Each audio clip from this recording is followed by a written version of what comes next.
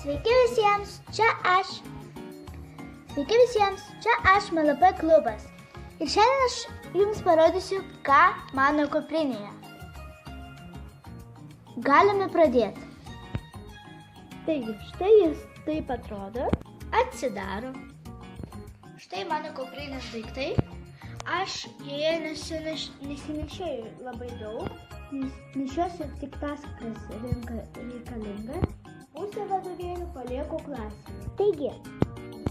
Taigi, žvelkime, kągi aš turiu joje. Taip, pirmas būtų šis žurnaliukas, šiaip paskaitimų, pavartymui.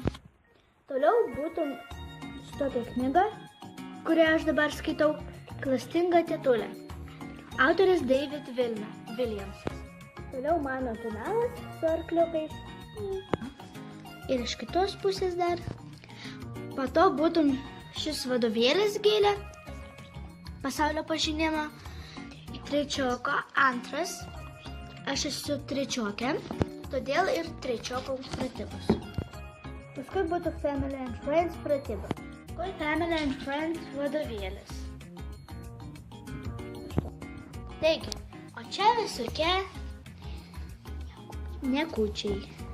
Čia dažniausiai dedu pinigus. O čia 2 kišenės. Nu ką, draugai, viskas. Video baigėsi. Iki.